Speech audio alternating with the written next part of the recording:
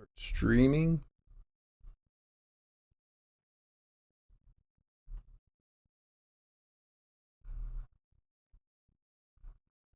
Looks like we've got stream here. We're just doing a check to make sure we are live on all the exciting channels.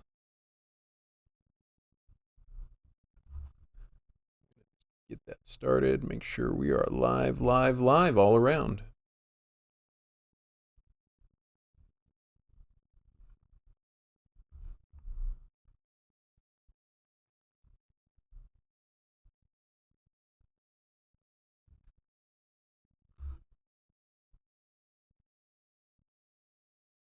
Thank you, Tom. Appreciate that comment. Tom's making sure we're on track. Excellent. Well, we are at the top of the hour, and we're just double checking to make sure our Facebook live stream is going. So it should be started.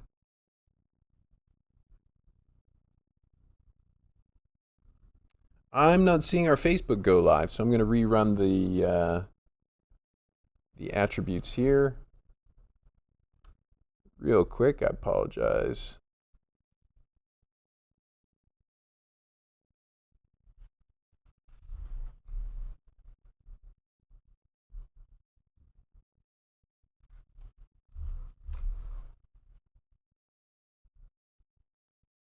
All right, now we're live on Facebook. Fantastic. Sorry about that delay, everybody. We're just getting everything started and kicking off for the show.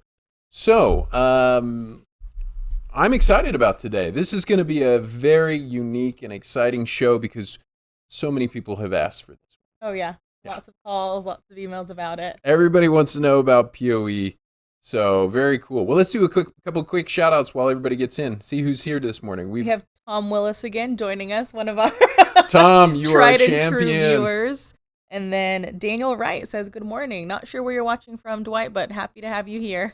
Yeah, Daniel. Daniel, I'm sorry. Morning, Got the Daniel. D and the W confused. Yes. And Tom checked in on Facebook with a comment and a question already. So, yes. Why don't we, let's just go ahead and get the show started today. Welcome to the PoE Texas live stream, Converge PoE. Everyone I talk to at shows and online wants to know more about PoE lighting. And in case you haven't heard, PoE lighting combines the best of flexibility with the flexibility and data of Power over Ethernet with LED lighting, and it's revolutionizing commercial lighting. But like any new technology, there are pros and cons, some of which are really important. So we brought a leader in the smart building and PoE lighting space onto Converge PoE to give you the inside track on this revolutionary technology. So I'm asking you personally, get out your toughest questions. What do you want to know? Send them over the chat. Maria is on the chat lines, ready to go. And we will make sure you get your tough questions get answered. And sorry, your teleprompter just died on me. Oh no. Oh no. So give us your tough questions, and we will get and what tough projects you want to learn about. So tell us what you want to learn about with Power over Ethernet, with lighting. We want to know, and stick around to see how PoE Texas is making PoE lighting even more affordable. Let's get started today.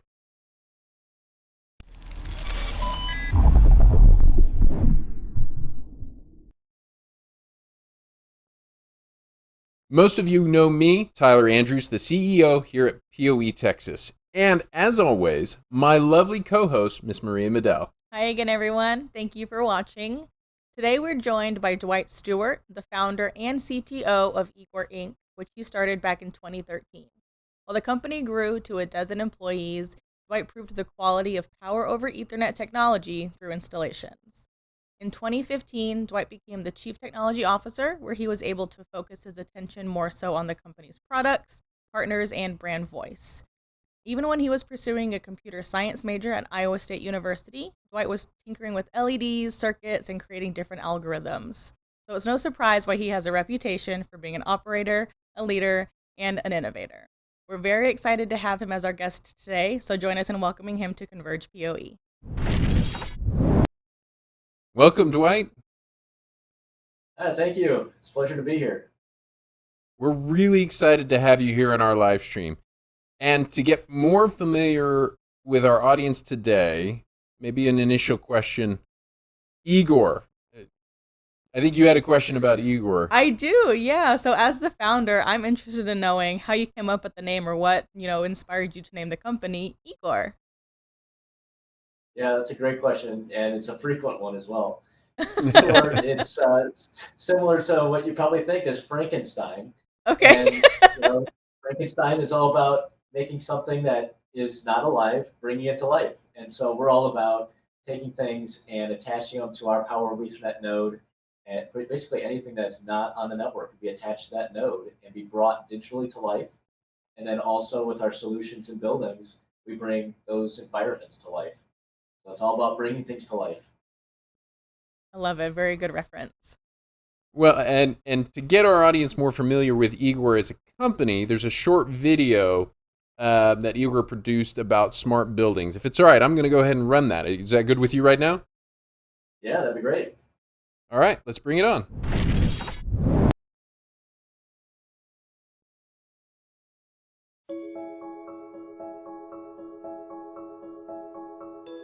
You can barely see it from the outside, but there's a revolution going on inside the walls and ceilings of modern buildings. Over the next couple of years, we're going to enter a new era. An era in which building systems communicate with each other via internet protocol, with no human intervention, and we get low voltage power directly from the network switch. It's the era of smart buildings, the Internet of Things, and the increasing adoption of Power over Ethernet. In a smart building, virtually every piece of equipment is connected via the building's cabled network infrastructure using a common language, Ethernet. This same cabling platform not only supports the communication of data, but also the electricity the equipment needs. Today, Power over Ethernet can do nearly everything. Control over security cameras, entry codes, screens, and lifts, all thanks to a network connection that supports Power over Ethernet. In offices, Power over Ethernet-enabled LED lighting in the ceiling incorporates not only motion sensors, but also detectors in the fixture for air quality and temperature. Everything is controlled automatically, connected via the cabled network, and powered by the network infrastructure. Thin clients and laptops plug into access points connected to Wi-Fi. Fixed phone lines, they're connected to the network. The LED monitor in the conference room is controlled with an app or control device and communicates with its surroundings. Lights dim, sun blinds extend. Everything has a cabled network connection and works via Power over Ethernet, including wireless access points.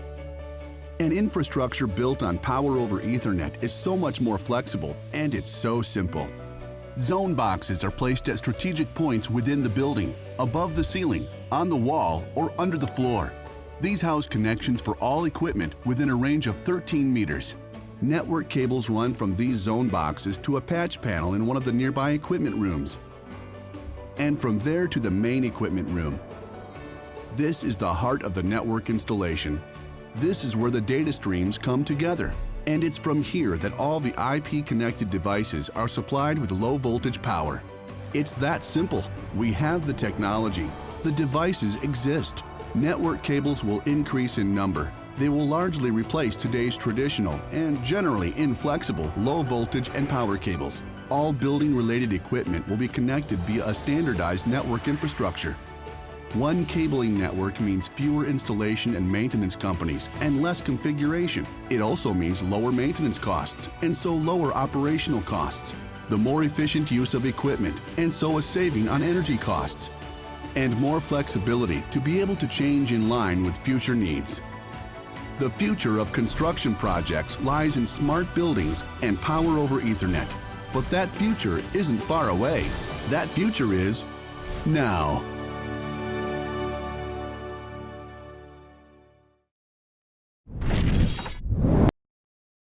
All right, that was a great video, Dwight. So help me understand what's forehand. So Forehand is a channel partner for us out in Europe, and they work a lot with Cisco and others, and they've been a great one for us.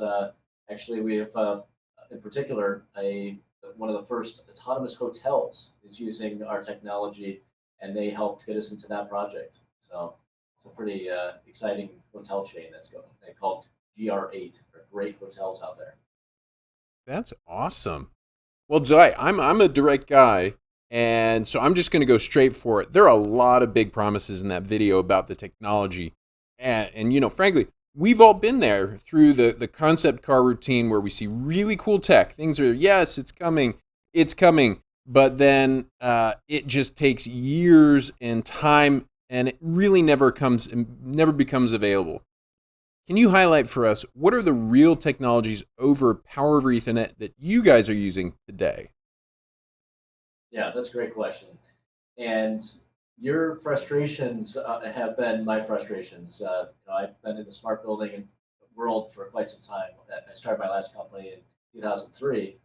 And one of the things that you see a lot of proprietary systems, you see a lot of different components that you'd love to wrap into a solution, but they're difficult to bring all those together. So one of the things that we've really focused on is with our node, which is Power over Ethernet, you can connect just about anything that's not an IP device. So it can be an analog sensor, it can be a serial device. There's just all sorts of sensors and actuators that exist out there, as well as lights. And so by doing that, you kind of shortcut that issue of what you just identified, which is only maybe 5% of devices that are available are IP devices. And so how can we just jumpstart this whole initiative and connect to relatively inexpensive devices that are readily available, get those onto the network, and have something that's an economical install that can include any number of sensors and actuators, once again, to build that solution. And the approach that we've taken is to make this more of a plug and play system, even in the software, so that you can create plugins to create automations and interactions between these different devices. And by doing that, instead of it being this custom solution every time you do a building, it can be more of something that's repeatable with plugins and integrations that you can just go project to project. And that, I think, has been a major barrier to things going mainstream, as well as having all these different kinds of devices that can create, you know, instead of being individual silos, something that when you combine all these things together, they can create really interesting outcomes that can deliver very strong business value for these key verticals that we're focused on, which are healthcare, education, offices, data center.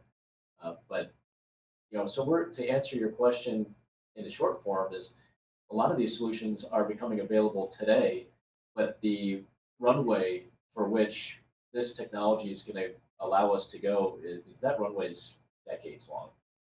Yeah, excellent. Maria, I'm seeing a lot of chat interface. Go ahead and start throwing them up there to get everybody up there. Is this really with the great thing about a live stream is that it's not just two people talking on a set script. This is a chance for all of our audience to engage and to give us their feedback. So what do you have for us? So one of the very first questions from the show today is from Tom Willis. He asked a question about bandwidth. He wants to know about bandwidth in the network when you're doing PoE Light. Yeah, excellent question. Actually, this is the strength of PoE is typically with lighting control systems, the bandwidth is very narrow. And so you're going to send little bits of data to turn on or off lights, and that has to happen very quickly, more in real time. Well, Power over Ethernet IP networks can easily handle that. But then the advantage becomes that, so there's very little bandwidth, almost none for all practical means for Power over Ethernet lighting. But then the real advantage becomes, since you have all this bandwidth, now you can leverage a light as a hub for data to connect sensors and actuators to that can do much more. So that's the real benefit of Power over Ethernet lighting is that it can do any protocol, multiple protocols at the same time over an IP network. It's real time, high bandwidth, and it's plug and play, very agile. So it really transforms a building and makes the light center of that building and for what you can deploy day one as well as in the future. And just so I can confirm my experience, you can tell me if I'm wrong. And I told Tom this online, so correct my mistake. Typically, a 100 megabit network is sufficient for PoE lighting. You don't need gigabit, 10 gig. You don't need high bandwidth data center type protocol, right? Can you make do with 10/100, or do you have to properly go up to gigabit? You could do 10, yeah, probably even 10 would be fine. 10 megabit per second. Very good. And a lot of our guys are. Go ahead. I was just going to say, it's really the other applications that you can start attaching to that light that may require more than that. Oh, that's a good point. So you have to know what you're attaching to that light. So you could do 10 megabit just for the light, but let's say I'm starting to add sensors and devices. In this case, we have a motion detector here that we're playing with. A lot of other devices, that really starts to up the data protocol. So that's really good feedback to know. And we did have one other question from Tom. I'll throw it up. He said it was answered, but in case there's any elaboration you guys wanted to contribute, he wanted to know about the size of the power supply. So does it have to be, a certain size if you needed to do PoE lighting in a house? He said it was answered, but just if y'all wanted to throw in some, elaboration on that. Well, I think where I was a little bit concerned is I saw in that video that data center room, and there's just walls of racks. And as a business owner, I'm like, oh, I'm not sure I'm ready to invest in 40 racks full of Cisco equipment to do lighting. Is it scalable, and what kind of scaling terms should we know about, Dwight? Yeah, so I think that data center was. Most of that equipment was for the IT purposes, not for the building. But you really have the power and the data aspect. So just on the power itself, it can go all the way up to 60 watts a port, and so then you can deliver and attach anything to that home run. And with our technology, we can daisy chain one node after the next, and we can connect multiple things to one node. So now you can load as much as you want, as much as you have power available. And then we have even a new node that can go up to 90 watts per port.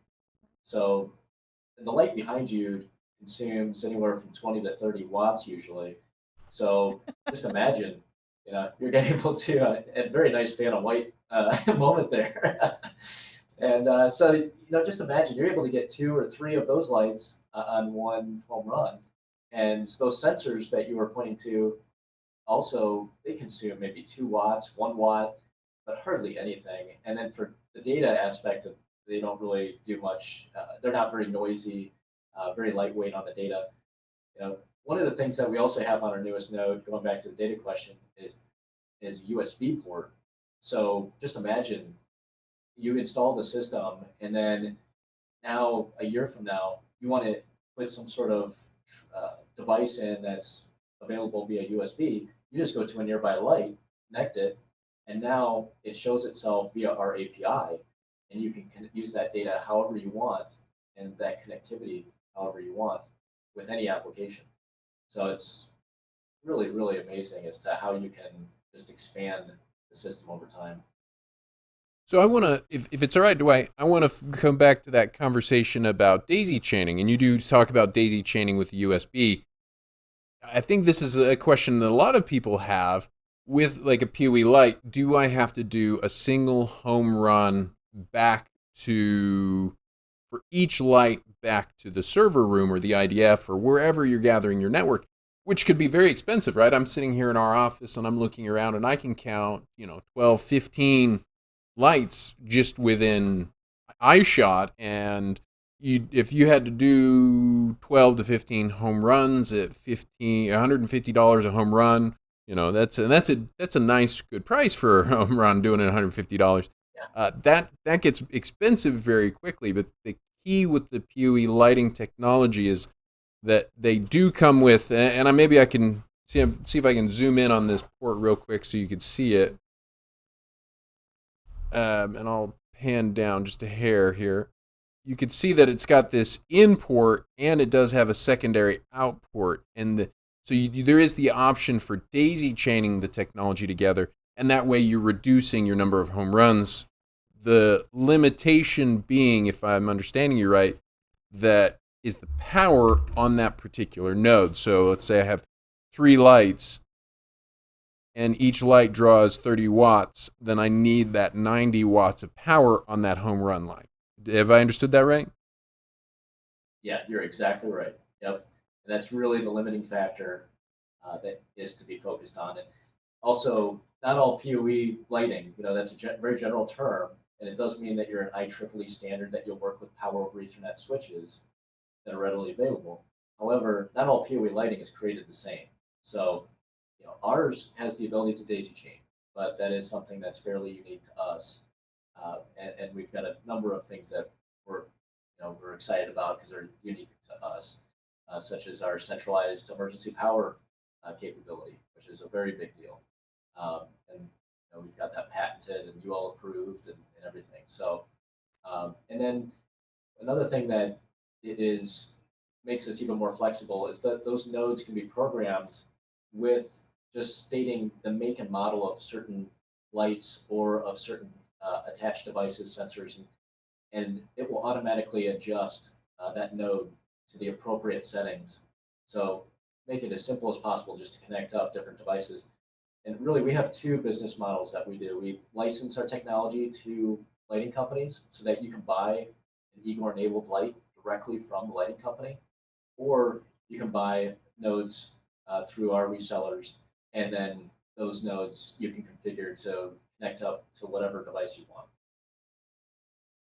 Very cool. If we could, I think it would be good to go back to that conversation that where you brought up the UL and the backup power lighting. And I can step in on this. Back in my previous days, I've done construction work where you're building buildings. And one of the biggest challenges that you always run into is emergency backup lighting, which is a requirement for commercial construction.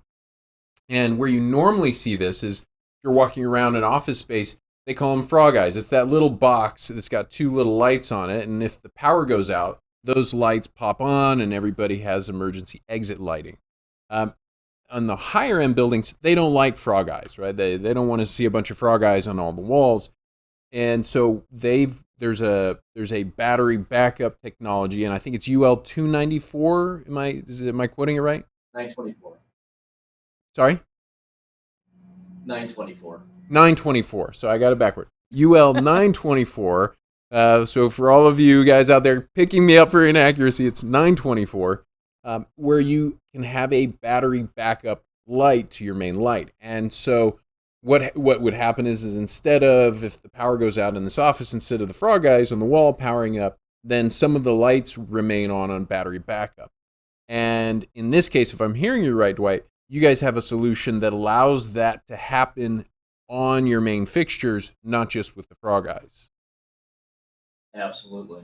Yeah. And it's really a special thing, not just for that, but also kind of think about the lights as all these individual components. And with our emergency centralized solution, you can just put a UPS on the PoE supply and be powering those fixtures, but not have to have batteries inside the fixture. And that really reduces complexity of the fixture, but also the price, as well as batteries only last maybe 5 to 7 years if you're lucky, and then you have to replace them. So it's a lot of maintenance. And usually 20% of the fixtures around that would have to be emergency in an install. So it's a lot of maintenance.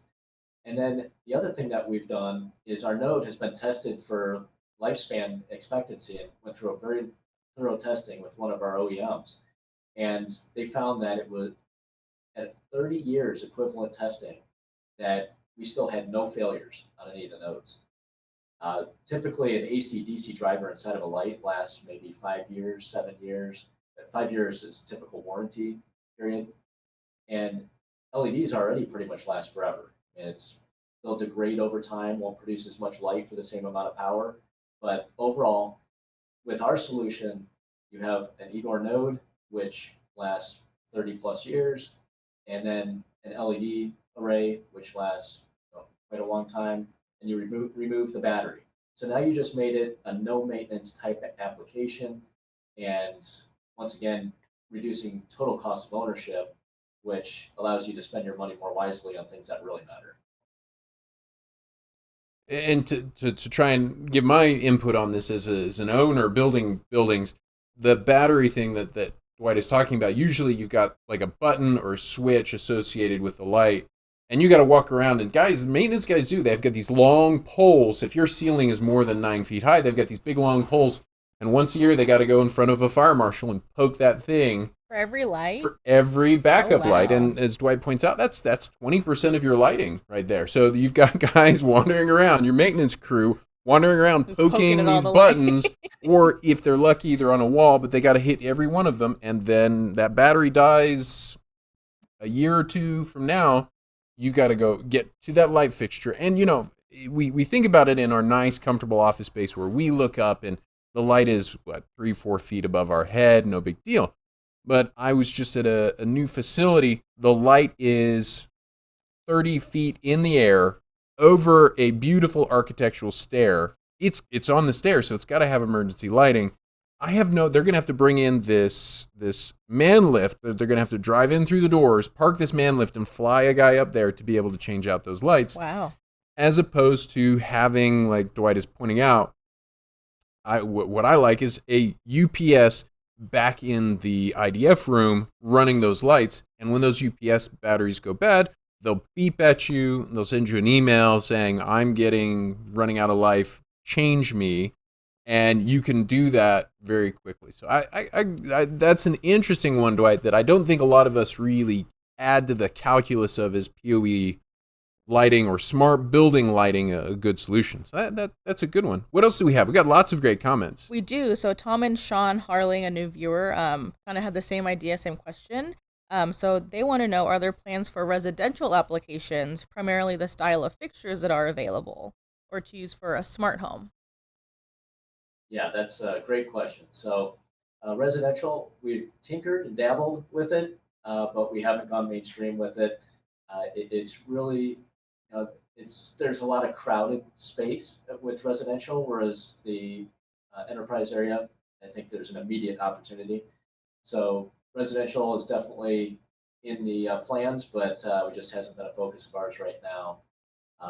The types of fixtures is definitely one of the challenges, I would say, with residential. Although we've spent enough time now onboarding enough OEMs that's less of an issue, and we have a lot of solutions, even with decorative type fixtures where it's a screw-in bulb, and it would be really hard to do it any other way. There's screw-in bulbs that you can get that are really pretty interesting, that are DC.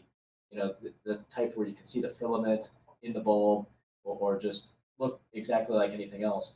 So we have some answers that we can provide to even some pretty unique challenges when it comes to these decorative fixtures. Well, I would say, guys, to Tom and our guys out there, tell us what you want. PoE Texas is committed. We've always been committed to the small guy, right? And when I've talked to Dwight about what kind of projects we're looking for, that 10,000 square foot or less type facility. Mm-hmm. And I would love to hear more about it. And if we could figure out a way to support more of those residential applications. So let us know what you guys are looking for. Send us pictures of the actual fixture. Say, can I make this fixture PoE powered? Can I, do this or that? And the simple answer is, and one of the reasons I like the IGOR product is, as long as it works with the node, yes. And there are different ways that we could tackle that, including having more than one light on one node. So let's say I'm doing a little array of my little 6-inch can lights over my kitchen area, dining area. You could do one node there as opposed to having a node for each light. So send us an email, send us pictures, get on YouTube, get on Facebook, go to our LinkedIn page. Tell us what you guys are interested in. If you've got a project or you've got an idea and you would like to run it by somebody and see if we can make it work, we'd love to work with you on it and see if we can find a solution. Absolutely. We do have another question from Tom, if it's okay. Let's do Tom. So he wants to know, is he correct in assuming that PoE lighting would be safer than the 110 volt wires that are currently run for lighting? Absolutely true. Yeah, and that's one of the major strengths. you don't have to necessarily have the same labor class even install it, right? Because instead of it being a class in the UL spectrum, there's class 1, 2, and 3. And that high voltage above, I think it's 60 volts or 55 volts, or is where you enter that higher voltage level, which has to be installed by an electrician. But this is a class 2 device, which can be installed by just anyone that's uncertified, and so it really opens up the installation capabilities, as well as the safety. Where, let's say, if you want to move a light around, you're in a retail space and you want to change your floor layout, you don't have to go through this huge planning exercise. You could move things around much more freely, and then be able to click, just unclick the socket and move that light, click it back in, not have to worry about getting electrocuted or having those kind of issues. So it's Definitely a concern. really changes everything when it comes to, and there's a lot of advantages to that.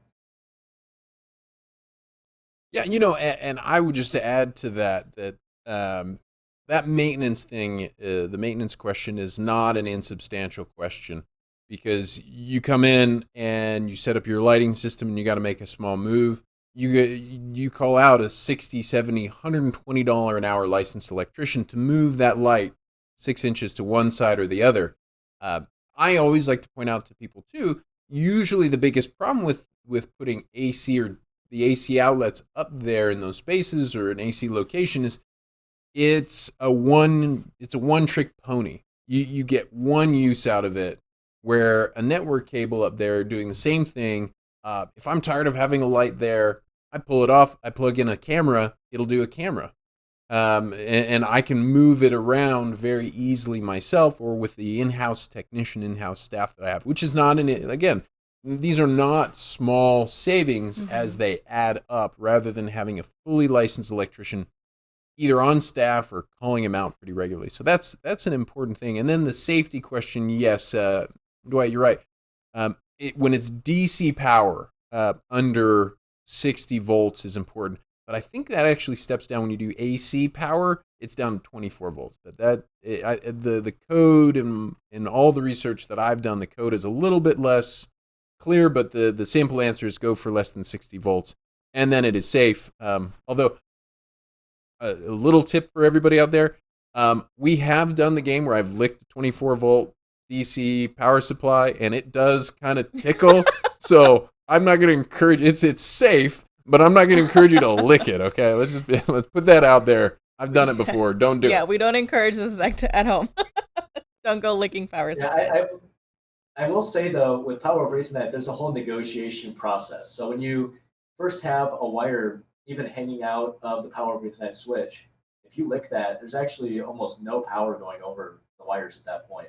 You have to plug it in. Then the Power over Ethernet switch negotiates and sees a little amount of signal, basically, coming from the device it's plugged into. And if that signal indicates that it's a Power over Ethernet device, then it will elevate the power. Then it will go through a further negotiation. So there's all these steps of having to do handshakes through software and hardware to get that full power. So really, it's safe the whole time. It is. It's a very safe standard. What else does the audience want to know? This is great conversation. You guys are doing, this is a fantastic conversation. I don't know about you, Dwight, but I'm really enjoying this. We have Ed Brady joining from the UK today. He wants to know about lighting for data transmission using technologies such as Li-Fi. Ooh, I've heard about Li-Fi. Good one, Ed. I like that one. Yeah, that's a wide open topic. There's a lot that is going to happen, and it's really uncertain as to which ones are going to be the most viable technologies or most used. So I think it really comes down to the application. And you have Li-Fi and you have visual light communication as well. And on both of those, are you just using it to signal location data, or if you have your phone open, for instance, and it's able to get the signal, it's just a one-way path of beaconing and letting you know some sort of data, or is it two-way and actually trying to create a new way of you communicating instead of Wi-Fi? And are those communication paths going to make sense for the application that you're trying to do, is now you have to have that device out in the open in front of the light at all times for that communication to continue to go. So if you have your phone in your pocket, for instance, it's not going to be a good way of activating something to let you know to pick up your phone, right? So it really has to do with the application as to whether it makes sense. Right now, the technologies are pretty expensive, but if the application's right, it can make perfect sense. You know, if you're not, in particular, if you're in a very high security situation, you know, military grade type environment that you don't want any eavesdropping, and you can have the light be very focused and hard to intercept, then that can be a great application. But if your phone is in your pocket and you're trying to push coupons to someone when they're nearby. Dwight, I think we lost you. Oh no, not great. We lost Dwight as our signal. I'm still showing we've got. I'm still showing we're good. I think he's coming back here. So give Dwight a second. We lost you there for a second, buddy. Okay, sorry about that. You were talking about the Li-Fi and the applications. Yes, yes. So if you have those, if it's the right application, then I think it can make perfect sense. But it's going to take probably a couple more years before it really becomes more economical for most of these applications too. Very good to know. Good to know from an expert. That's true. And then Daniel Wright wants to know, so with setting up PoE lighting in residential areas, would you still have control devices such as a light switch for offices or small rooms? Yeah, and ultimately, I think that becomes more of a convenience.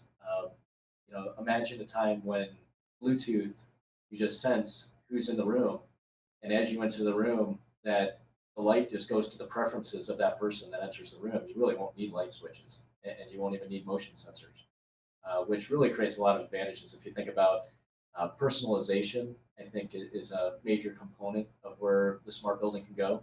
So if you walk into a room and you have macular degeneration, for instance, and just poor eyesight, well, now the light could elevate up and help you.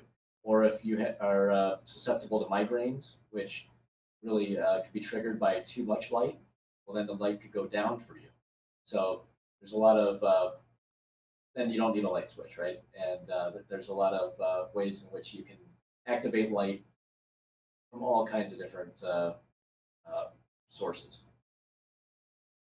And then, actually, Daniel, we actually have an IGOR demo system here, and I was going to do this later, but on that question of a light switch, let me go ahead and zoom in on that on the setup. You could actually see here, this is a PoE powered light switch from HEW, and it's a 5-button switch. It just takes a network cable. It's this cable here connected to the node, and the simple, you know, you could do the simple demo of brightest light, and then it's got buttons that let me turn down the lighting. And what's interesting is these are all programmable buttons, and allow you to turn it off. And what I've really been impressed by is the precision and control of the lighting. A friend of mine from The Hookup, shout out to Robert Tate, very good guy. He does The Hookup. It's another YouTube channel that he's going to be on the show in June. I'm excited about. He did a project that really inspired me with the PoE lighting, where he had basically a sunrise appear in his room using LED lighting. Now Robert does it with MQTT and he does it wirelessly, and he'll even tell you about some of the risks of trying to do wireless control, especially when you're doing commercial or enterprise situation, which is why PoE is so good. But you know, one thing that inspired me to think about is we had I don't know if you've ever had a loved one in the hospital. What ends up happening is every night nurses come in on sometimes an hourly schedule, a 3-hour schedule, but all night long your sleep is being interrupted because a professional needs to come in, flip on the lights, come in, do some work, and leave. Or maybe you're scheduled for a very early morning test. They come in, they turn on all the lights, you're getting a jolt awake. Your physical comfort and experience at the hospital is just really shot. And what I like about Power over Ethernet opportunities and the amount of control is you could set a policy so that the lights will come up only to just bright enough to allow somebody to come in and do their work without disrupting the patient. Or if you do have to wake up the patient, you set a button and it gives a 15-minute slow sunrise experience where you're getting the right light, temperature, and people feel like they're waking up more naturally and are more comfortable. So, as realistically, as people are spending more time in hospitals and we're taking better care of our health, these kinds of comfort questions, I think, are going to be really important, and people are going to want to stop getting that jolted awake at 2 a.m. and just because you have 15 fluorescent lights crack on you in 1 second. So I think that's really. Thought about that. That's a good point. Yeah, and I think it's a really big opportunity. Yeah, it's not just the comfort, which is key, but also health, where there's been studies that whether it's seniors that are in the senior living communities, we're doing that whole sunrise to sunset and having the color of light as well as the dimming change to emulate what's outside, getting the reds and the blues, blues during the noon, reds during sunset and sunrise. But emulating that inside actually improves memory for seniors, and it enhances and helps with healing within healthcare. So, if you're able to turn your beds over more often in healthcare and you're able to just improve the family experience with loved ones, and light just being one of the many components there. I mean, you can also, to our node, attach aromatherapy or sound and other things, right? But creating that full experience and in that environment that just makes you feel more calm and collected, and a lot of times your mental state will impact your physiological state and thereby help you heal. So it's a big deal. It is a big deal. We also have a new question from Manuel Mosquera. He asks, or stated, PoE requires switch ports, which are expensive. Is retrofitting of small commercial spaces viable if competing against standard LED solutions? Yeah, that's a great question. So there's a couple different answers. One is there are power over Ethernet switches that are plenum rated, which means that they can go in the ceiling, which means you could mount them to be in the ceiling and then use the existing AC wiring, that line voltage, high voltage wiring that's nearby, just to connect up and power the power over Ethernet switches, and then just have short runs from those switches to nearby devices that you want to power and connect. So that's a really good solution. The other thing is that power over Ethernet, there's no magic bullet for anything all the way to the end device. And so we truly believe that as much as possible, power over Ethernet going all the way to the end device is great, but we definitely see it as the backbone.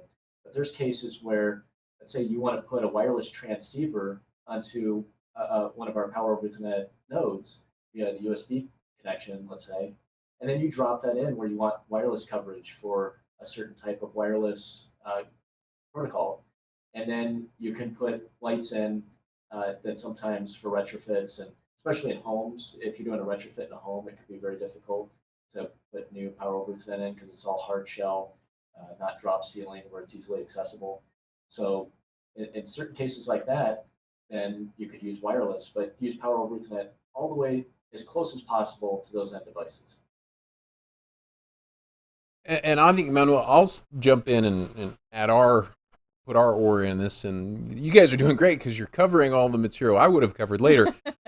One of the things that PoE Texas is doing to make PoE lighting and these types of products more affordable is we're working on a managed PoE midspan. And to your point, you've got this beautiful, very expensive, nice switch. It's configured for what you want it to do. It's working in your office. Swapping out a switch is probably one of the toughest decisions a business owner should make, only because if all the settings are there and they're ready to go, the last thing you want to do is pull out that switch, because you're usually, if I'm retrofitting a space, I'm not the guy who put the switch in the first place, and all those settings are buried somewhere deep in the configuration log, and it's kind of a hit and miss thing.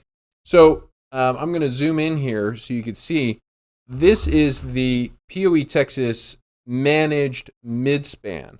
And that managed midspan is, let's throw this up here, that managed midspan allows you to add up to 80 watts of power per port on a device you could just slide into the rack, but it doesn't fiddle with the data. I'm using this switch here, which happens to be a PoE switch. This switch is communicating the data on the network, and it's just adding power to these red cables.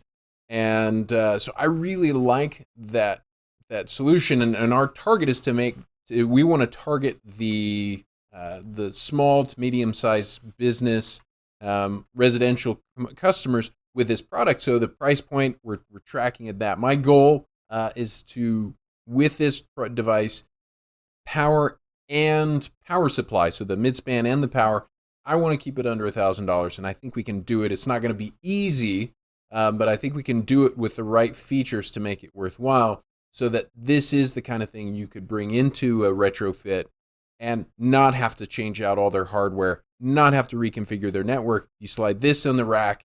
It still allows you to manage remotely. In fact, I will throw that up on the screen here. Let me make sure we've got that handy. This is what the, sorry, Dwight, we're covering up. This is what the interface looks like, and you can relabel each of the ports to reflect which device you're powering with it. You could cycle the power on and off. You can even monitor the power. So I'm going to go ahead and power on the lights, and you can see I'm still monitoring the power consumption of each of the lights and the devices. So it's tracking what it's doing and how it's performing. It allows me to, as you can see, rename the ports, and I can even do some special mode things. So if I want to manage power, I can change whether this is 4-pair PoE or 2-pair PoE. I can also, a feature that we're bringing out for some of our more infrastructure users is the ability to make a port passive PoE, which means it takes away that negotiation that Dwight talked about. In certain conditions, you need that or you want that, depending on your device. But in this case, I'm leaving it active, so it is definitely working effectively. So our answer to that question, that tough question, can I afford to retrofit a small facility? Our goal here at PoE Texas is to do something for that 5 to 10,000 square foot facility, making it affordable and making it something where you could, as a customer is updating their facility or they're doing some type of work, come in and very quickly and effectively make that change out. So great question, Melo. That kind of made my job easier. So I'm going to go ahead and turn this off because this is bright. By the way, I even brought in my sunglasses so you could see how bright it is. It's very bright, this light, you know. I didn't come prepared with my sunglasses. We do have another question from Chambers Advisory Group. They're joining us today. How you guys doing?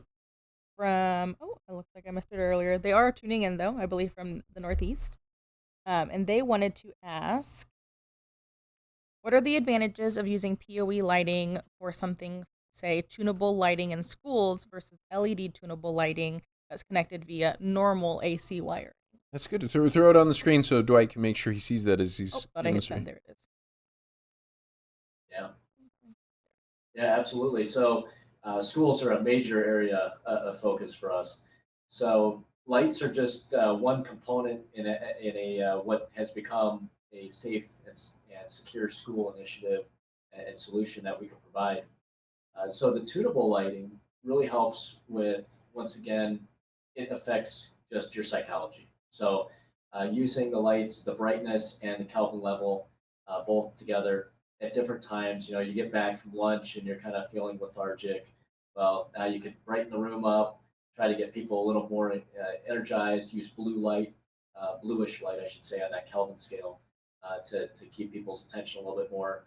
And so there's definitely some effects you can have there.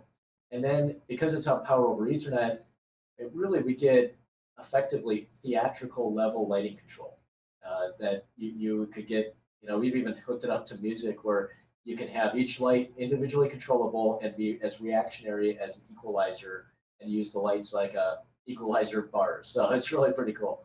But imagine using it for practical application as a safe school initiative we have gunshot detection sensors that we can attach to the lights. And now something goes off in the hallway. Imagine that the lights that are down a certain part of that hallway go red, showing that this is the epicenter of the event, and other lights in the other areas stay green or just stay normal white color, whatever, but they could flash, they could pulse. There's different effects you could do that symbolize certain things. And then we've also hooked up buzzers and other types of audio alerts so that people know what's going on.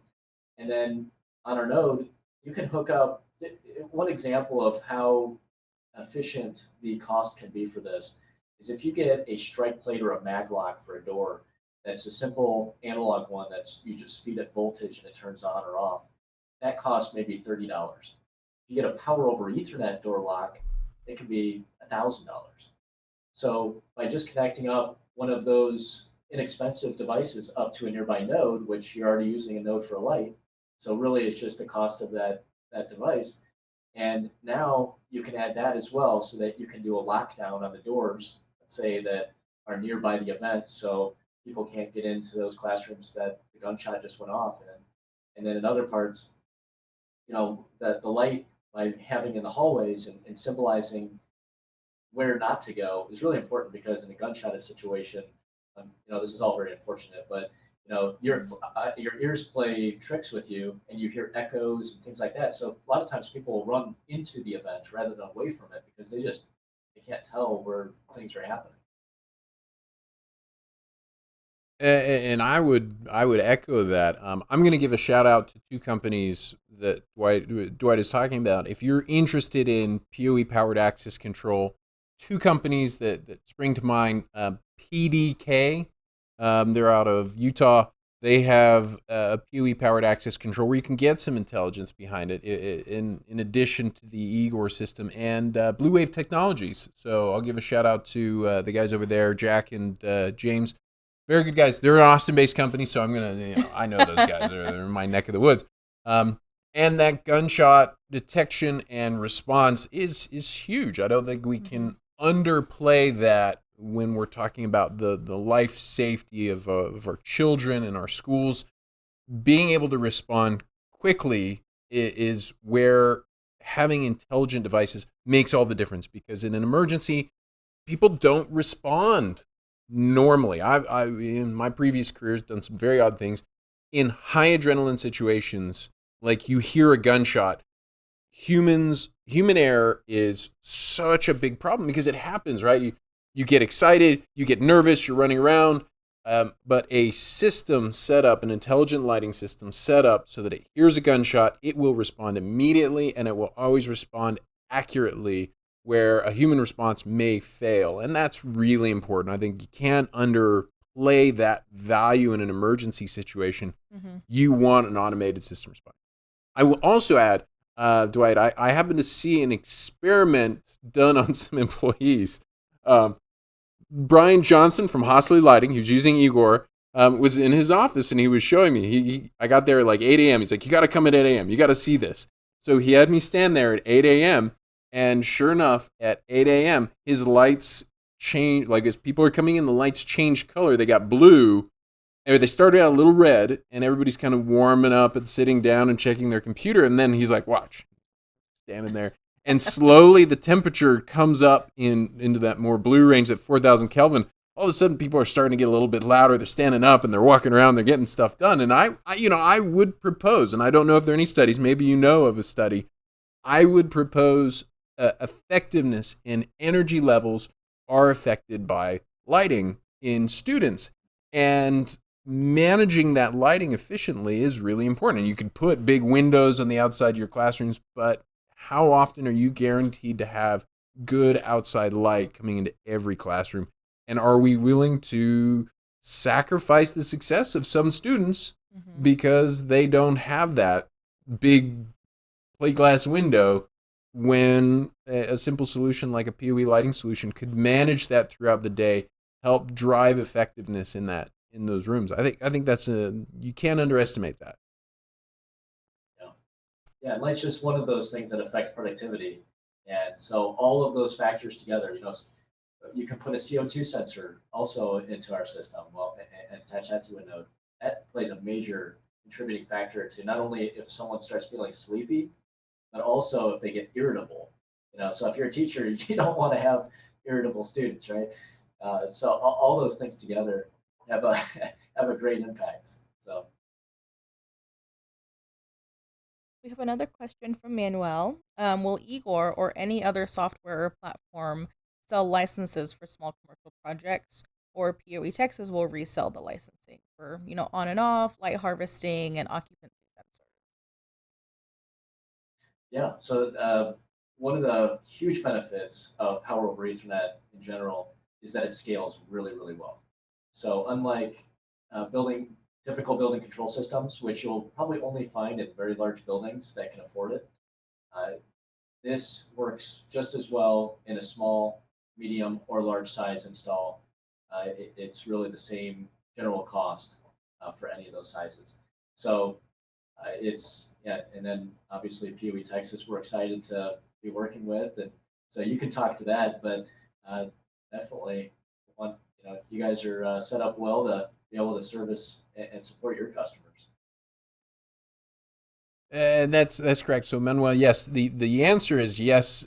Dwight and I are working on getting the products in our product line catalog, and our goal at PoE Texas would be is you could come to us, and so the reality here, this is an interesting question. The reality for commercial and some residential applications is you have to have a lighting designer, and that's a big hurdle for anybody doing less than 10,000 square feet. I mean, unless you can afford a $15,000 or $20,000 lighting designer, that becomes a problem. And maybe I have my pricing wrong on that lighting designer, but it's not insignificant.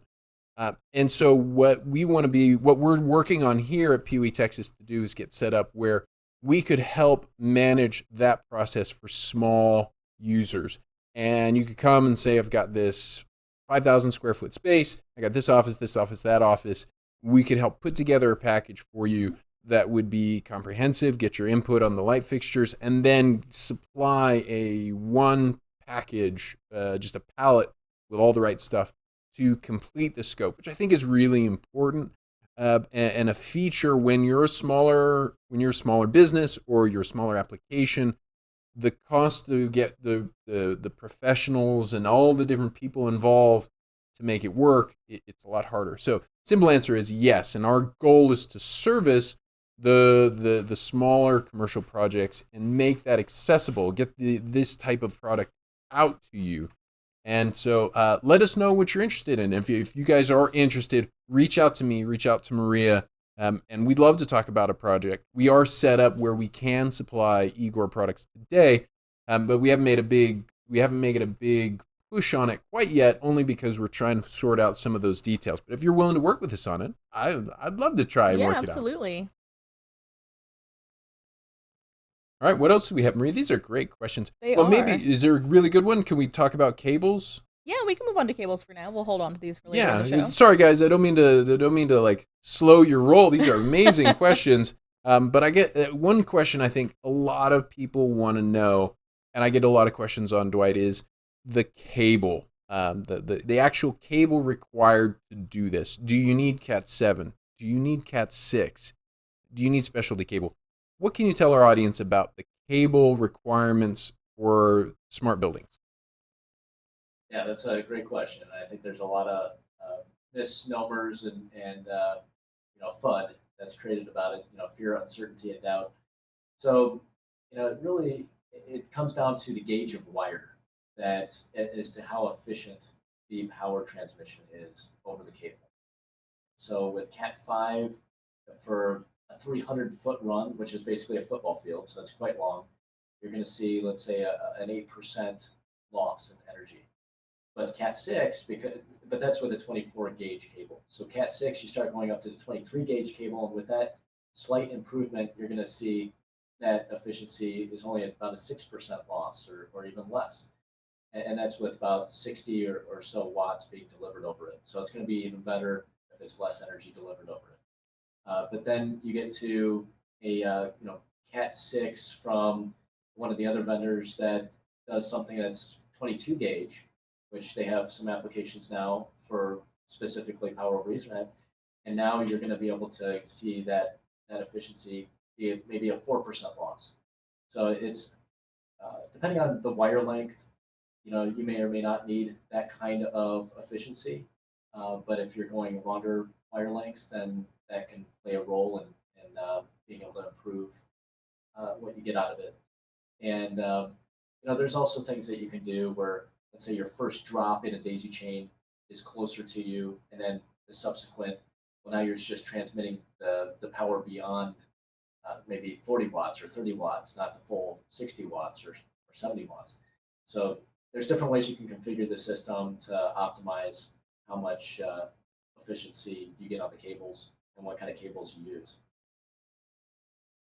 And the things that I would add to what you said, Dwight, is, real practical terms, Cat5e cable is supposed to be able to run up to 100 watts. That's what the IEEE standard is. Now, what TIA and the building code has done is they said you have to rebundle the wires different ways in order to accomplish that. And so that would be an area I would encourage you to do a little bit of research and looking into, especially if you're doing Cat 6 or Cat 5A.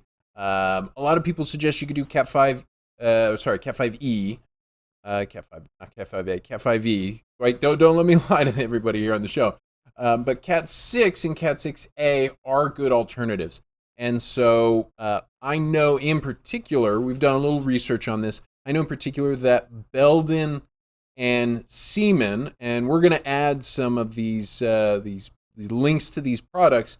Their Cat 6 cables are rated for 100 watts specifically, and they're a lot thicker. They're a lot thicker gauge for that purpose, like you're talking about. I also happen to know that Berktech has the Landmark IP, which is a Cat 5e cable with an extra thick conductor inside, specifically for high wattage 4-pair PoE. And Superior Essex also has their PowerWise 1G. Both of those are supposed to be good cables that are Cat 5e rated, and the difference between the Cat 6 and the Cat 5e is the amount of data, the transmission that they can handle is lower. They're not rated for the 10 gig data center quality data, but they are rated for the thicker cable to allow you to handle more of these infrastructure applications that aren't data intensive, but they are power intensive. So I would suggest, as a minimum, I'll give one big minimum. Having been at Bixby for multiple years, and last year we were next to the guys at UL, go for a certified cable, whether it's UL, ETL.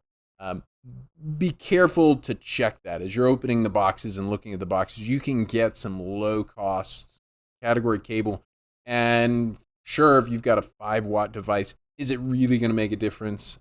I know the UL guys are going to throw rocks at me for saying maybe not so much for a 5-watt device. But when you're really looking at 30, 60, and 90 watts, those do make a difference. So you are going to want to get a little bit more picky with your category cable in this situation. And I'm providing all the links to the companies and the cables that Tyler was discussing in the chat, so y'all can refer to later. Yeah, back and look at them.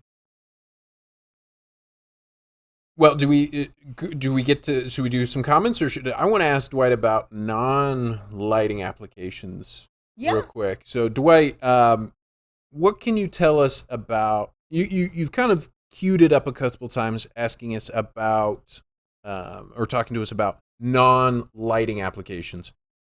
What other technologies do you think this audience needs to know about where it's same platform, same infrastructure, which we like, different applications? Yeah.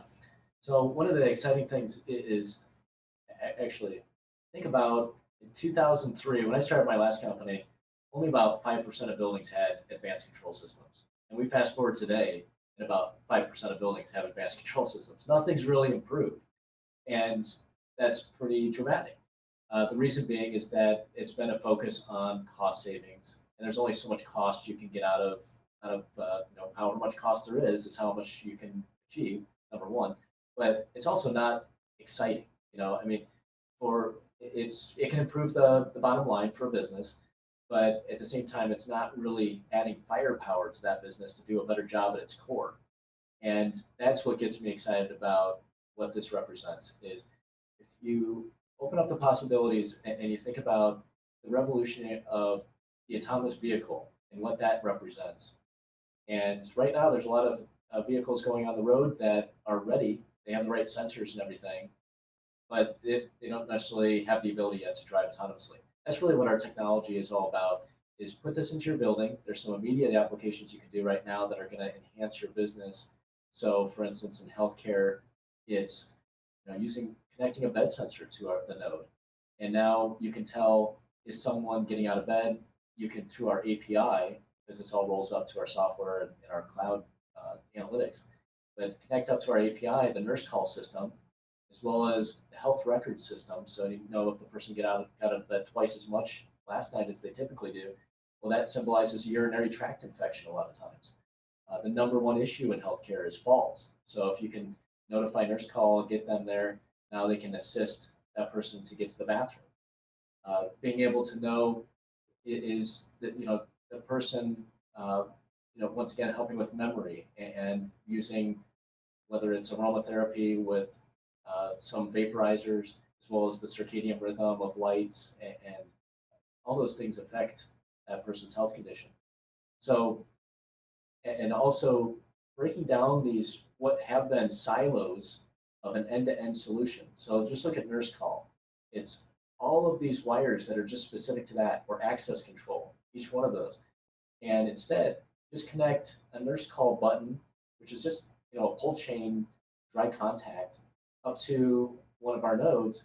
And now you get that data all the way back to the cloud or to our API, and you can connect that up to a text messaging system or a dashboard system to know what's going on and alerting and routing the right people to that location. Even having beacon lights outside the door so that, let's say if someone presses the nurse call, then there's also a light that goes and it's a certain color, or it could be beeping or flashing or pulsing. There's different ways you can, with color and animation, signify certain types of events. And that's valuable if you think the same way of an airline. If the flight attendant's looking down the rows and someone presses the button, well, how do they know who it is that pressed it? Well, they can just look down at the aisle and see that there's a light that's indicating the person that pressed the button. So just helping with logistics, I think that's one of the major components here is logistics. And that's where real-time data and using and having responsiveness with your environments and allowing someone to interact with their environment in a new way, passively through, let's say, Bluetooth, or actively by pulling on a chain or something. All those things create this the opportunity to bring them together in an autonomous way. And I think everything's going to go autonomous. You link up an AI with this ultimately, and it really unlocks a huge amount of value. If you look at the retail space, things are already happening there, right? If you survive the Amazon effect, well, now the Amazon Go autonomous retail store drops in alongside you, and now you automatically get coupons to your phone and for things that you like to purchase, and it tells you where in the store to go, and then you just pick it up and leave, and it automatically sends the payment. Well, compare that to the guy next door who's been in business for 30 years. It's really hard to compete with that new experience, and it's going to put a lot of pressure on their business. And that's where it creates this digital transformation of customer experience, is what I really call it. And that transformation is going to be applied to everything in your life. And we've seen it over the last few decades within the internet, but now it's starting to bleed over into the physical world.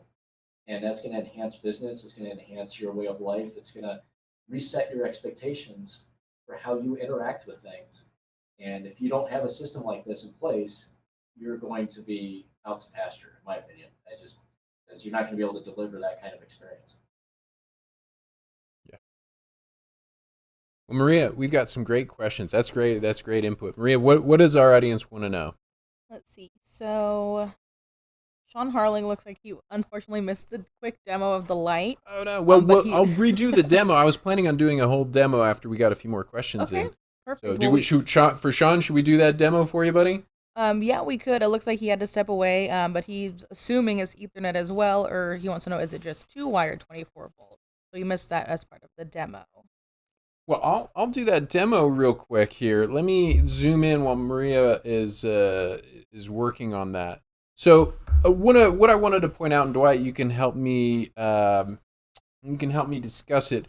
I want to talk about the key elements in a PoE lighting system, and that's really important for people to know and what the expectations are. So obviously, there's the light. There's this guy here. This is the thing we've been talking about, and everybody recognizes it and looks at it. But there are a couple other key elements. First, you have to have a switch, and this is, in this case, I'm using our PoE switch here.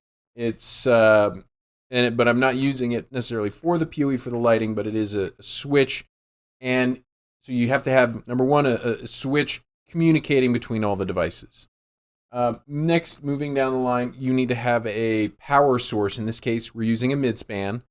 You could buy a combined PoE switch with higher power data or higher power PoE, and in IGOR's case, it's IEEE 802.3 BT.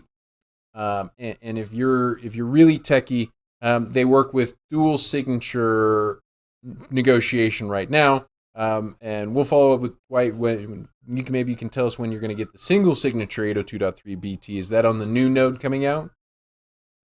Yeah, that's on the new node, and so it's single signature, and then it's uses software negotiation beyond that. Very cool. So and satisfy either one. Yeah, and you are compatible with the Cisco UPoE standard, which is important for people to know about. If you have a Cisco 60-watt UPoE switch, the IGOR system will do the LLDP negotiation, which is not the same as the 802.3 BT. So a lot of people still learning about that. Next down the line for the control, we're using the demo set that IGOR has. It has a gateway. In this case, this gateway is a NUC. It doesn't need to be an Intel NUC. In this case, we're using a NUC. It just needs to be, what I would recommend is consider something more than just a laptop, right? If you're going with a consumer-grade computer device, and I apologize, this just runs Windows 10 Business right now, is what this NUC is running. But consider something a little bit more robust than your laptop, because number one, a laptop is easily disconnectable from the network. And then number two, a lot of those consumer devices aren't designed to run 24 hours a day, 7 days a week, 365 days a year. So you want to go with something more robust. Now, having said that, a NUC obviously is doing that. A server, like a smaller, simple server would work as well. Something to consider, but it just needs a Windows 10. Dwight, does the software also, your gateway software, does it also run on Microsoft Server? Yes, it does. And as you're already indicating, it really doesn't matter what the hardware is. It's just has to be some minimum requirements based on the size of the install. And it could even be running on a virtual machine. And one of the things that's really special about our software is the cybersecurity aspect and how much care we've taken with that. Each integration talking to the API and its own key so that you can quarantine and isolate, compartmentalize various things that are connected to it. So that also we've incorporated into our networking so that you can have multiple subnets that really segment out your IoT network, as well as this can act as a firewall, or software can act as a firewall between your IoT networks as well as the internet to communicate to our cloud services. So there's quite a bit of flexibility as to how you deploy it. And that's really important and good to know about. And then next is I'm going to kind of pan down a little bit here. Ooh, you're getting to see my legs. Woohoo! Getting a little. Dwight had asked if this was going to be a not a Rod Stern type show. And Howard Stern. Howard Stern. So if for those of you out there who need to see a little bit, check out that tie. Whoa. So the next. We try to up each other, so I'll just let that go. Oh, yeah. Do I need to excuse myself? Dwight's going to do a Howard Stern moment here. So the next component, the next part down the chain, obviously, is getting to your node. So this is the IGOR version 1 node, and IGOR is coming out with their version 2 node that looks physically different. But the idea is the PoE, the gateway communicates to the switch that communicates to these nodes. What's interesting about these nodes, if you're interested in the technologies, they self-identify. So as long as you're on the same local area network and the gateway is turned on and configured properly, these will self-identify themselves on the network, and they will automatically identify and pick up the type of devices. For example, this is a motion detector, and this is an ultraviolet. It's an infrared, sorry, not ultraviolet. That would be dangerous. An infrared motion detector that's picking up the signal, and it's automatically identifying itself on the software. And I can show you what that software gateway looks like. Here, what we've done is we've connected it through our PoE to iPad adapter. So this converts the network communication to the iPad, and it's going on the software. And I'm going to try and see if I can cover this up so you guys don't see my password. I don't know if that's worked or not, but you could see this is the IGOR interface software, and the interface software allows you to operate the IGOR gateway. Now, what I like, the feedback that I got when I've talked with the different IGOR guys is this is a great, almost back of house utility tool. It's designed to, but it's really designed to interface with the sleek and sexy front end. So you wouldn't hand this to a customer and say, here, you can operate your lights with this, because it's a lot more, it has a lot more power than you necessarily want to give to the guy who's turning on the light, turning off the light, the on and off the lights in his office. So one of the things we're going to be working on is working on some type of device that would allow an iPad to become a controller in a space that you're using. And the way IGOR does that is through, as Dwight pointed out, their API. They've got a very straightforward, easily accessible API that will allow you to create your own script. So we're going to be working on some apps that could run on iOS and work on Android to allow you to manage it. And then the next part of the system is your input devices. Right now, we're demoing the HEW PoE switch, and it's actually proper PoE. Well, it's not, I apologize. It is designed to coordinate with the IGOR nodes. You don't just plug this into a PoE port, you have to plug it into a node. Then it self-identifies and it comes default programmed. And then you can come in and do programming. In this case, we set it up with a default programming where you can turn on the light and then you can dim it with these 5 different buttons. And it's hard to see because we got our nice white light white balance on, but that kind of gives you an idea of the system. So the system is made up of these general components: the PoE switch and power source, the gateway, the nodes, the attached devices, and then any kind of control interfaces you would like to have. And these nodes, I'm showing the max node here. You can see that this node, there are a lot of, what's exciting about what Dwight has said, there are a lot of different areas where you can add devices to this. So right now, I'm only using a small portion of it for this motion detector. You could add a light to this. You could add other sensors. You could add switches to it. And that's all really an important feature of these nodes, is that flexibility and being able to expand it. So this is the demo set that we got from IGOR. I'm having a lot of fun with it and playing with it and doing some programming. So thanks for asking for us to do that demo. You kind of made my job easier introducing that. Thanks, John. It seems to be some good conversation between the viewers themselves about egress lighting. Apologize if I'm not pronouncing that correctly. Yes. In regards to UL924. So I'll throw up the question that sparked the conversation. It was from Tim, and it said, for egress lighting to function, the components need to be UL924 rated.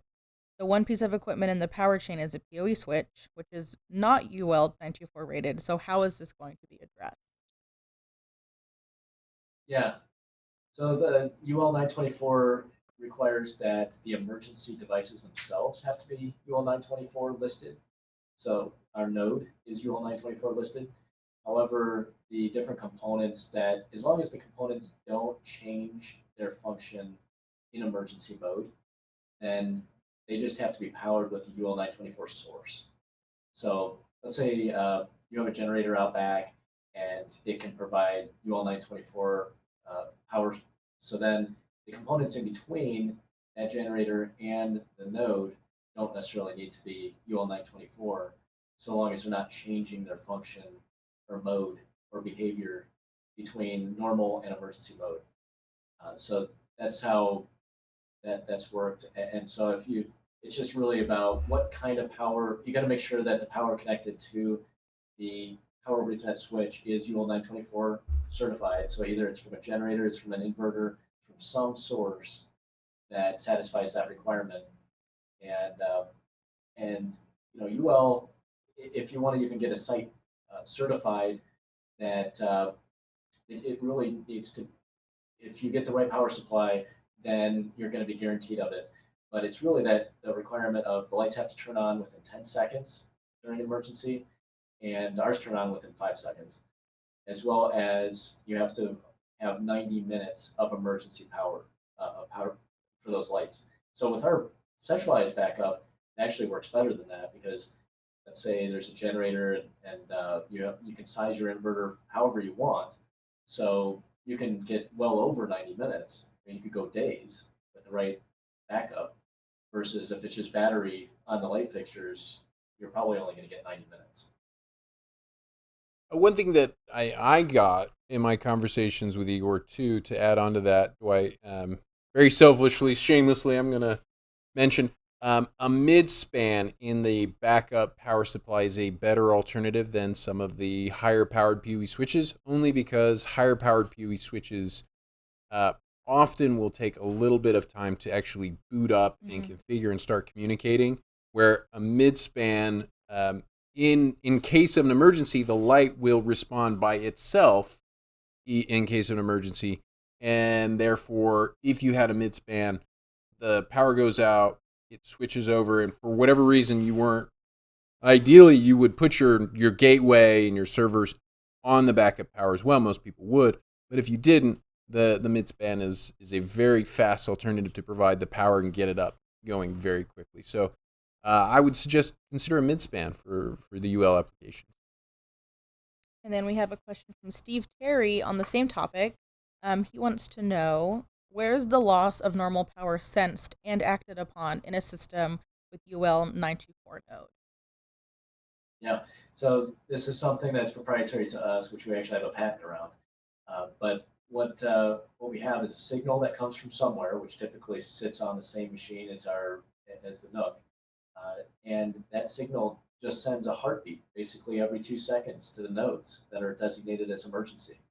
And so as long as that signal is interrupted somehow, either there's a piece of network equipment that is just in between the server and the nodes, and that network equipment being on normal power, so when that drops off, then that signal is no longer happening between the software and the nodes, right?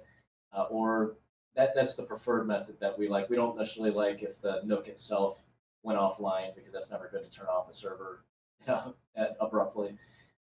But as long as you're just interrupting that signal, that's all you need. So it's really a mechanical function. It's not a software function of deciding when to start or stop that signal. The signal is always happening. It's just whether or not the network equipment is energized to be able to route that signal onward. Yes. Thank you for answering that for Steve. Thank you, Steve. Thanks for the comments, guys. This has been great. Now, I will note that we have been at it for almost an hour and a half now, and Dwight's been doing great. I do want to try and take one more question, and then for those of you, if you've asked questions, you commented, you didn't get an answer, Maria and I and Dwight and Igor, we'll get on the chat afterward, and we'll make sure we respond, and you'll get that information that you want. So if we didn't get to your questions today, we apologize. We tried to get to a lot of topics, and this is a huge, huge topic. So we apologize, and I'll put up here, if you want to contact Igor directly, I'm throwing up the Igor contact information right here on the screen, and we'll add it to the chat later. So any good questions for us from our Facebook friends or from YouTube? The latest question we have, they're all kind of still surrounding that UL 924. So if you wanted to stay on the topic, I could be happy to share the last question. Otherwise, I also had a question. Yes, well, let's do that. We'll get back to you, everybody, on the UL 924, which is a great conversation. But I want to hear what Maria has to say on this one. Let's see. So I know that, of course, smart buildings is one of the, big things that IGOR is, about and stands behind. So I want to know if you think existing buildings that weren't initially designed to be, spec'd out for smart PoE, will they be moving towards that design to integrate to that, or is it just newer buildings from the ground up? Yeah, I think it'll be both. The newer buildings have an advantage because when you're doing anything new, you can do it the right way, from the start, and so it will be the easiest. But when it comes to, the nice thing about Ethernet cable is that you can easily string it up in existing installs, and people are already doing that for other types of applications. And the nice thing is, when you are just looking at one particular application, it might be a little harder than if you do all sorts of applications at once, right? So if you're already going to be putting in power over Ethernet, Wi-Fi access points, well, why not just pull 5 cables instead of 1 and be able to also attach other devices, other sensors, lights, and so forth. And so I think doing thinking about when you're doing a retrofit, that you're going to be enhancing your building and taking that full opportunity to enhance your building, not just for the one thing in front of you, but maybe pull some extra cables. That maybe you don't even have to hook up the other things right away, but that gives you some flexibility in the future. But I really do think that power over Ethernet is so much more flexible and provides you the bandwidth, provides you all the different protocols and everything, and it's so much simpler to troubleshoot. So, for instance, we monitor every little thing in the system, every link in the chain that could fail. And so when there is something that needs troubleshooting, then you can easily identify it and solve for it. Versus, let's say, wireless systems, it is really hard to manage on any level of scale. And one example of that would just be the simple matter of changing your Wi-Fi access point. Now all of a sudden you got to recommission and all your different devices to be associated with the new wireless access point, if they're using Wi-Fi, and or whatever gateway they're associated with. So it's power over Ethernet. It's just simple, and that's what I love about it. And I would maybe add to that, Dwight, for us, I think where there is a huge market and a huge opportunity that is not being tapped is tenant finish out spaces, in the sense that there are a lot of buildings out there that are essentially shell buildings, where the landlord has come in, he's built the building, he's put outlets that are code required on the walls. Typically, lighting is not included in that. Network is not included in that. Access control is not included in a shell building. It's very often just the shell building, a few outlets, and that's it. And it's up to the tenant owner to come in and build out that space. And frankly, that could be an expensive proposition. And the hardest part is that's equipment that all that investment by the tenant owner, they don't take that away with them. That stays with the building, or at worst, the landlord says you have to tear it out after you leave or when you leave. And this is where I think power over Ethernet is going to win for the retrofit and the small business owner. You don't have to have a licensed electrician.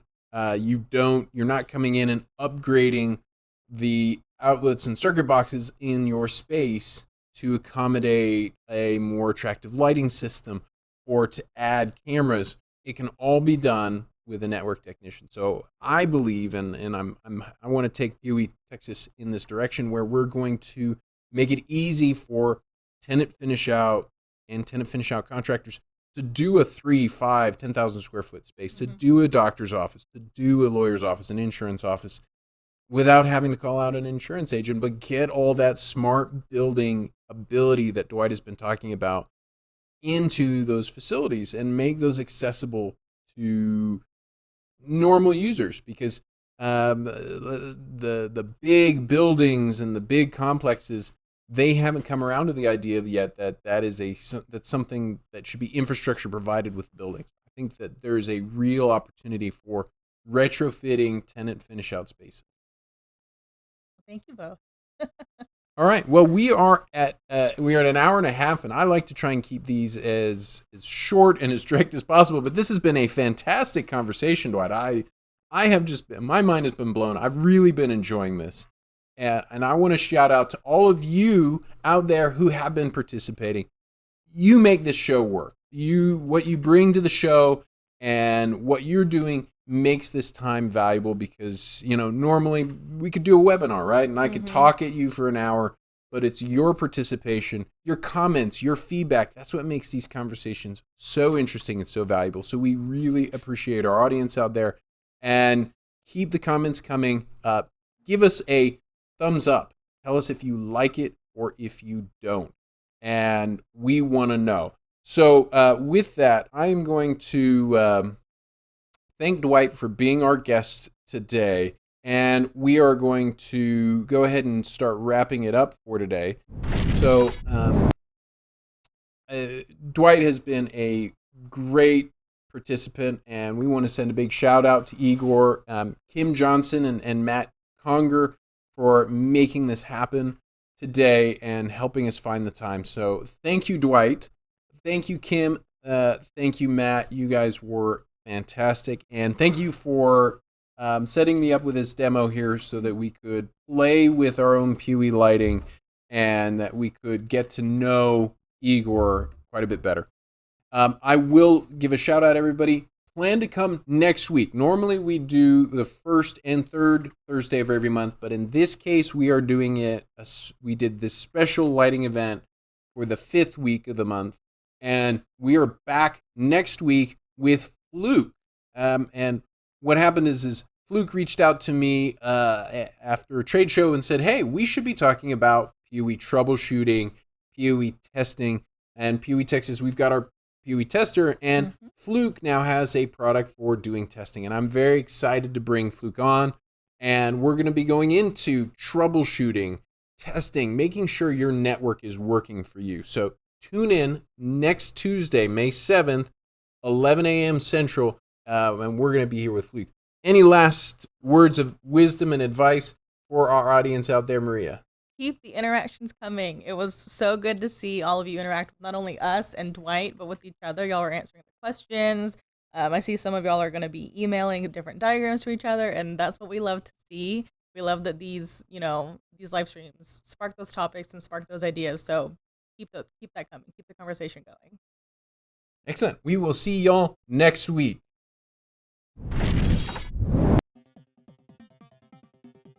Now we remember, I think last time Tom reminded us that the audio is still on. Yes. So we want to, thank you everybody for coming again. Oh, and I didn't update my little ticker here on the screen. So it's not April 16th for more PoE. It's May 7th now. So come May 7th, and we'll be talking about troubleshooting. So yeah, let's get off the phone here, and we will go start answering some of these great questions out there from the audience.